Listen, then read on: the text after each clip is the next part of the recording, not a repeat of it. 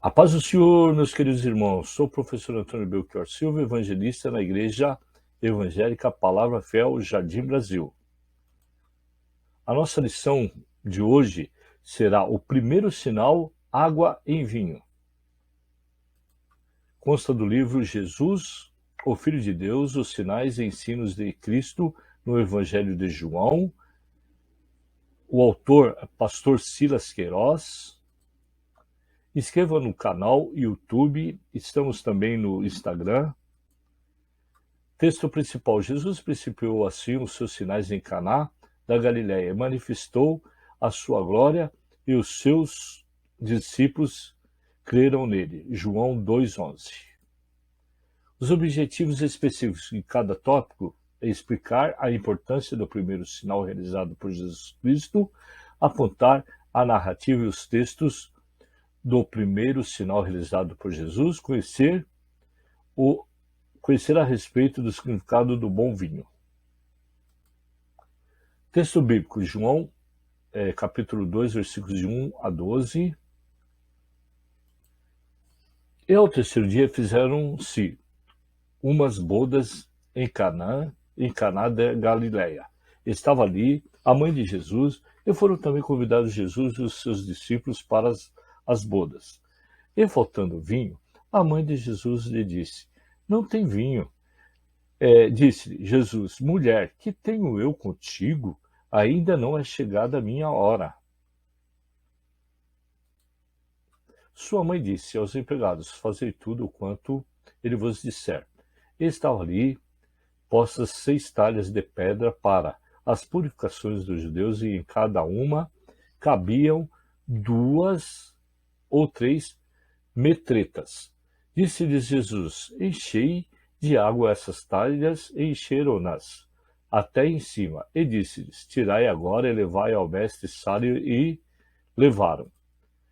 E logo que o mestre provou a água feita vinho, não sabendo de onde viera, se bem que bem o sabiam os empregados que tinham tirado a água, chamou o mestre Sala ao esposo e disse-lhe: todo homem põe primeiro o vinho bom, e quando já tem bebido bem, então o inferior, mas tu guardastes até agora o bom vinho. Jesus principiou assim os seus sinais em Caná da Galileia, e os seus discípulos creram nele. Depois disso, desceu a Cafarnaum, ele e a sua mãe, e os seus irmãos e os seus discípulos, e ficaram ali não muitos dias. Uma pequena introdução.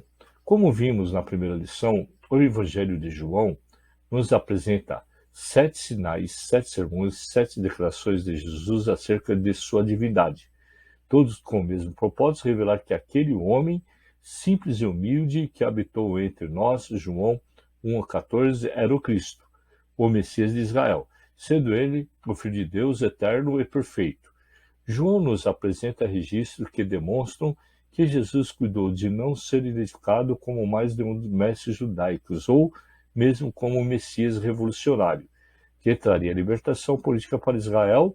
Os sinais que realizou visavam fazer com que o reconhecesse como Redentor anunciado pelos profetas, sendo a manifestação plena do Deus Filho encarnado. O milagre operado nas bodas de Caná da Galileia é o primeiro desses 7 sinais. Mais que um milagre. 1. A completude das Escrituras. Sabemos que os 66 livros da Bíblia foram escritos por cerca de 40 homens que tiveram em épocas, lugares e culturas distintas. Embora essas escrituras tenham essas autorias humanas, tem também um autor divino, o Espírito Santo. 2 Pedro 1:2. Daí elas serem as palavras de Deus, perfeita, inerrante e infalível. Salmos 19:7, João 10:35. É maravilhoso saber disso, para que compreendamos que as Escrituras são completas, ou seja, nada lhes falta e nada lhes sobra. 2 Timóteo 3:16 e 17. Um sinal específico: a inspiração plenária e verbal das Escrituras faz com que nenhuma parte do conteúdo escriturístico seja aleatória. Jesus operou inúmeros milagres. Muitos não foram registrados, João 21 e 25. Nenhum deles, contudo, deixou de ter um propósito específico, seja quanto à realização, seja quanto ao registro no Evangelho de João, se sobressai na forma distinta que o evangelista trata os milagres contidos em sua narrativa em comparação com os demais evangelistas. Em sua obra, A Bíblia Explicada, S.E. McNear observa que há 3 palavras traduzidas por milagres no Novo Testamento. A primeira é dunamis, significa simplesmente manifestação de poder, obra poderosa. A segunda, semeiori, significa um sinal. E a terceira, teros, quer dizer maravilha. João nunca empregou a palavra dunamis, e valeu-se da expressão teros somente uma vez e não relacionada à descrição de um milagre. João 4:48, isso significa que os escritos de João tinham clara intenção doutrinária a respeito das heresias doutrinárias já reinantes em seu tempo e que tentavam prejudicar os fundamentos da igreja nos séculos seguintes.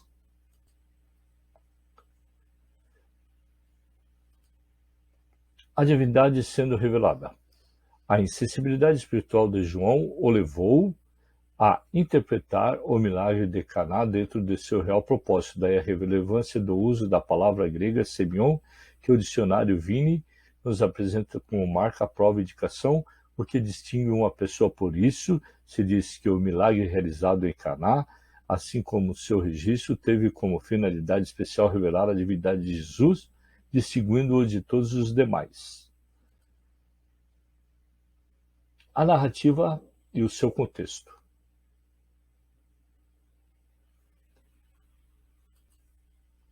Caná da Galileia. João é o único evangelista que registra eventos ocorridos no primeiro ano do ministério de Jesus.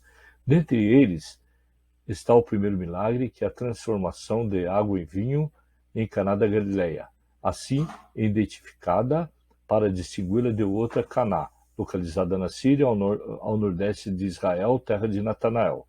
Caná era uma pequena vila, assim como a vila de Nazaré. Fazia parte da Baixa Galileia, região do Mar da Galileia, um lago de água doce alimentado pelo Rio Jordão, que recebe o nome de mar por sua grande extensão de aproximadamente 20 quilômetros. Faltou vinho. Um incidente inesperado põe Jesus em Caná. A falta de vinho levou sua mãe a procurá-lo numa indicação de que esperava dele uma solução para o problema. Há entendimentos diferentes acerca da motivação desse diálogo, mas a resposta de Jesus nos leva a entender que Maria realmente estava em uma ação miraculosa, porque bem sabia quem era Jesus, a quem o anjo anunciara como Filho de Deus. A expectativa de Maria. Há no coração de Maria uma expectativa pela manifestação de Jesus ao mundo, tanto pelo anúncio de seu nascimento e propósito, quanto por declarações que ele fazia a respeito de sua missão. É nesse contexto que Jesus respondeu: mulher, que tenho eu contigo? Ainda não é chegado a minha hora. O bom vinho.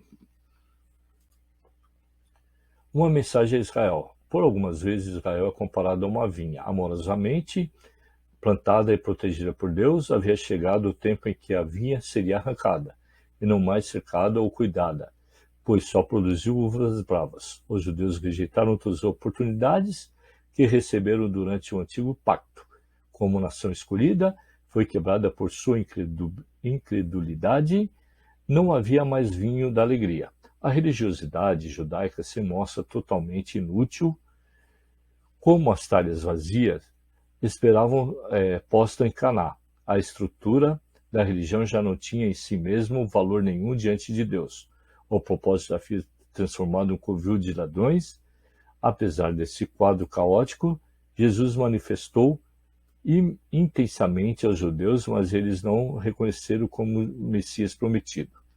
O encher das talhas e transformar a água em vinho representava a chegada de um tempo de verdadeira alegria disponível, não somente para Israel, mas por todos os povos em um novo concerto. Quando o vinho acaba. Além do propósito de revelar a Trindade de Cristo e ser mensagem para Israel, esse texto sagrado tem também, para nós, uma mensagem eloquente. Através dele, podemos refletir sobre o sério perigo que corremos de nos envolver em práticas litúrgicas frias, enquanto ficamos embebidos por vinhos desse mundo, ou seja, fontes de alegrias mundanas, aprazíveis aos nossos próprios desejos. Em situações assim, Jesus está no recinto, mas a alegria que nutrimos não vem dele. Resta somente uma saída. Esse vinho mundano precisa acabar. No momento da crise, é propício para a reflexão. É quando se percebe que as alegrias que vêm dos prazeres desta vida, sejam eles lícitos ou não nos satisfazem e são passageiros.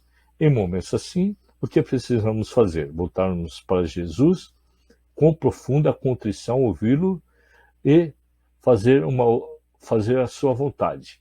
Ele nos encherá da água da palavra do Espírito que produz em nossos profunda e paz. Podemos ter boas oportunidades nesse mundo e alcançar importantes conquistas nas diversas áreas da vida, mas o bom vinho só ele tem. Enchei-vos do Espírito. Ao falarmos sobre vinho, é importante ter firmes as recomendações bíblicas quanto aos perigos das bebidas embriagantes. São muitas as discussões acerca do tipo de vinho referido no Novo Testamento, ser fermentado ou não, inclusive no texto ora analisado. Por vezes, esse debate é fomentado numa expectativa de se justificar o consumo de bebidas alcoólicas. As Escrituras nos advertem, contudo, dos males que o vinho causa e desaconselha o seu uso. Salomão escreveu: o vinho é escarnecedor e a bebida forte alvoroçadora, e todo aquele que neles errar nunca será sábio. Provérbio 21. Não olhes para o vinho quando mostra vermelho, quando resplandecente no copo e se escoa suavemente. No seu fim, morderá como cobra e com um belisco picará. Provérbios 23, 31, 32. Sigamos, pois, o conselho de Paulo: não vos embriagueis com vinho em que há contenda, mas enchei-vos do Espírito. Efésios 5, 18. Conclusão. Estudamos a respeito do primeiro milagre realizado por Jesus. Como sinal de sua divindade, os princípios que haviam declarado ter achado o Messias, que traduzido é o Cristo. Agora tinham a oportunidade de vê-lo manifestando a sua glória como unigênito do Pai. Conservemos firmes a nossa fé e esperança nesse Salvador eterno, verdadeiro homem e verdadeiro Deus. Hora da revisão. Muito importante revermos os conteúdos. Qual o primeiro sinal apresentado por João? De acordo com a Bíblia explicada, quais são as 3 palavras traduzidas por milagres? Como o dicionário Vini apresenta a palavra semeion? O que podemos aprender com o episódio do vinho terminado? Qual a recomendação de Paulo em Efésios 5,18? A próxima lição, nascer de novo. Aquele que crê no Filho tem a vida eterna, mas aquele que não crê não verá a vida, mas a ira de Deus sobre ele permanece. João capítulo 3, versículo 36. Até a próxima aula. Fique com Deus. Deus é contigo.